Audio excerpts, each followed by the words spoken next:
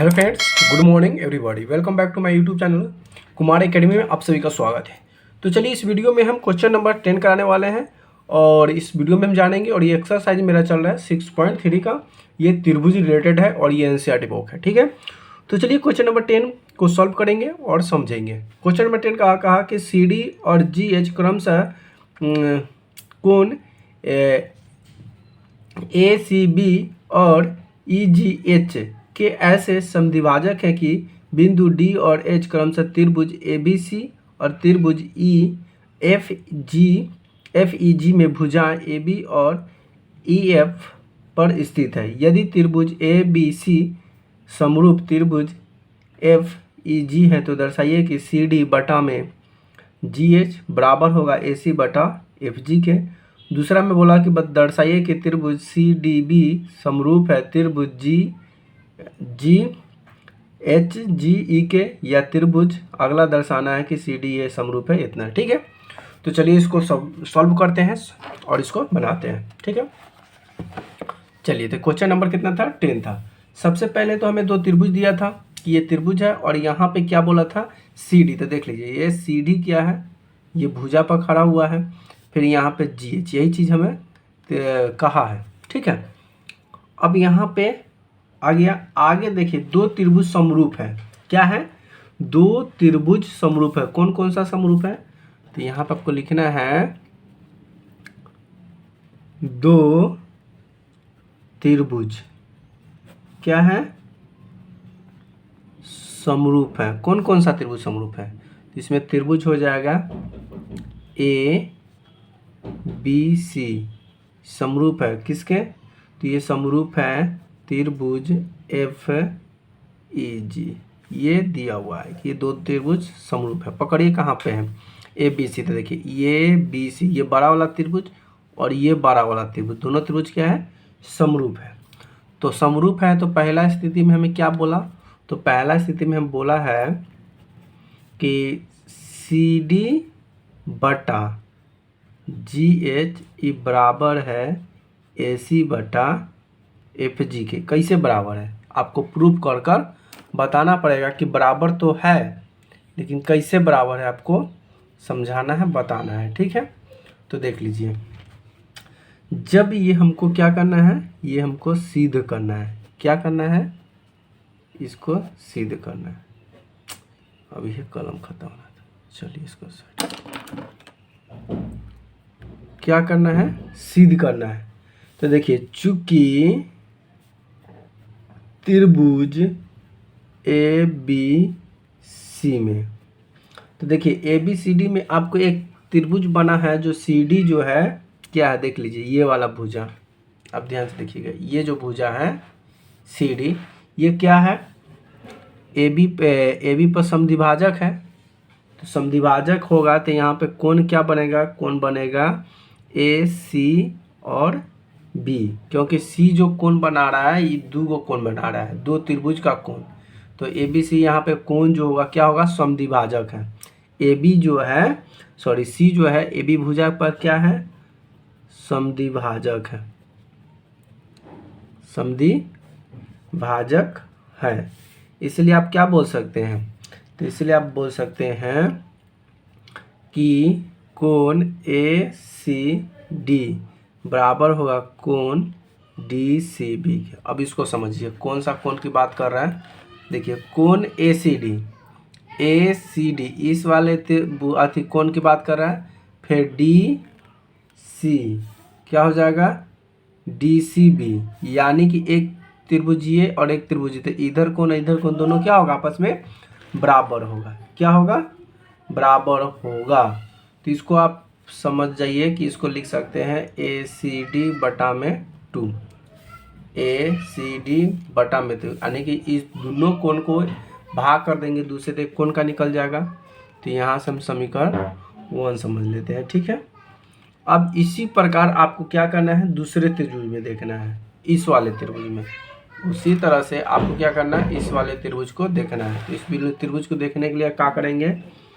Same तरीका से इसी प्रकार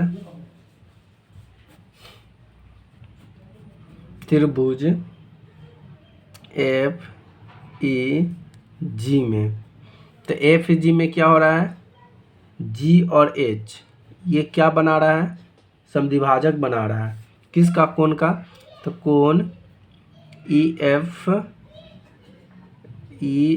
जी का। ठीक है, इसको इधर उधर लिखा सकता है। तो हमें बात कर रहा है जी का, तो जी तो ऊपर वाला हो जाएगा, क्या क्या होगा, समद्विभाजक है, यानी कि ये भुजा को काट रहा है, तो क्या हो जाएगा, समद्विभाजक है। जब समद्विभाजक है तो इसमें अब कोण बराबर होगा कौन सा, कोण एफ जी एच बराबर हो जाएगा कोण एच जी ई का। अब इसको समझ लीजिए, ये कौन कौन सा बात कर रहे थे। देखिए ये दोनों, इसमें भी दो कोण आ जाएगा ना, ये कोण और ये कोण दोनों बराबर हो जाएगा। ये तो पूरा एक ही कोण है ना बड़ा, त्रिभुज में बांटा था, दोनों आधा आधा कोण बटेगा, तो ये कोण एक कोण आपस में बराबर नहीं होगा। तो ए एफ जी एच, और इस कोण में देखे जाएंगे इस त्रिभुज में, तो जी एच जी ई या ई जी एच भी हो सकते हैं। तो इस कोण को आपको क्या करना पड़ेगा, फिर आपको लिखना है, तो ये बना रहा है एफ जी ई बटा में क्या हो जाएगा, तो इसको समीकरण हम 2 मान के चलेंगे, अगर हमें आगे ज़रूरत पड़े तो इसको हम मान को पुट करने के लिए। ठीक है,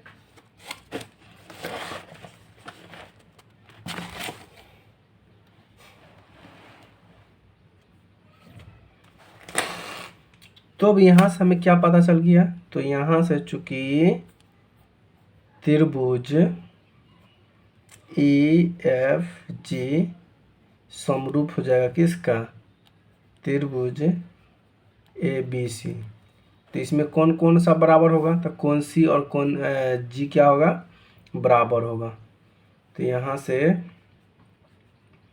क्या लिख सकते हैं, तो यहाँ से कोण सी बराबर होगा कोण जी का। ठीक है, तथा त्रिभुज डी सी ए व त्रिभुज जी एच एफ में, अब देखिए कोण एफ जो होगा बराबर होगा कोण ए का। देख लीजिए ये कोण जो होगा इस कोण के क्या होगा, बराबर होगा, समझ में आया ना। तो यहाँ पे त्रिभुज, सबसे पहले हमको क्या निकालना था जी, पहला काम में निकालना था डी बटा ए सी ना। तो यहाँ से तो हमें तो पता चल गया ना, तो ये त्रिभुज जो था हमको सिद्ध करना था यहाँ से, तो यहाँ से तो हमें सिद्ध हो गया, तो यहाँ से आपको सिद्ध हो जाएगा। ठीक है, आगे देखते हैं आगे क्या कहता है। तो आपको त्रिभुज, हाँ त्रिभुज एफ, आइए फिर ये कोण इस कोण के बराबर, यानी कोण एफ कोण ए के बराबर होगा। तो ये त्रिभुज क्या बनाएगा, तो त्रिभुज ये बनाएगा ए बी सी समरूप त्रिभुज ई एफ जी के, क्या होगा, ये त्रिभुज समरूप होगा। किसके अनुसार आप कह सकते हैं, तो ए से कसौटी ए से त्रिभुज डी सी ए समरूप है त्रिभुज जी एच एफ का। ठीक है, तो ये क्वेश्चन नंबर कितना है, क्वेश्चन नंबर 10वां का ये 2 है। क्वेश्चन नंबर 10 का दूसरा क्या कहा था कि हमें सिद्ध करना है कि डी बी सी समरूप है जी एच ई के। तो ये त्रिभुज 2 दिया हुआ है, अब इसमें समरूप करने के लिए क्या पता करना है, तो देखिए इस त्रिभुज में आपको क्या दिखाई दे रहा है कि कोण ई, अभी पकड़िए, ये जो कोण होगा इस कोण के बराबर होगा, यानी कि कोण ई बराबर है कोण किसके, बी के।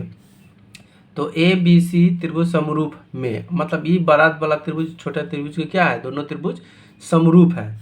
तो समरूप जब है तो ये देखिए इधर का जो कोण बना रहा है ये कोण, दोनों कोण भी क्या होगा, बराबर होता है। एक त्रिभुज में आपको क्या पता चल गया, ये कोण और ये कोण क्या है, बराबर है, तो यानी कि कोण जी और कोण सी बराबर है, समीकरण 1 से। तो कैटेगरिया ए से कसौटी से आप जानते हैं कि जिसकी दो कोण बराबर होता है वो त्रिभुज क्या कहलाता है, समरूप कहलाता है। तो ये क्या हो जाएगा, ये दोनों त्रिभुज हमारा समरूप हो जाएगा। ये मेरा क्या था, आंसर हो गया। प्लीज़ वीडियो कैसी लगी प्लीज़ कमेंट में जरूर बताएं, और चैनल पर नहीं तो चैनल को सब्सक्राइब जरूर कर लें। थैंक यू, धन्यवाद, वंदे मातरम, जय श्री राम।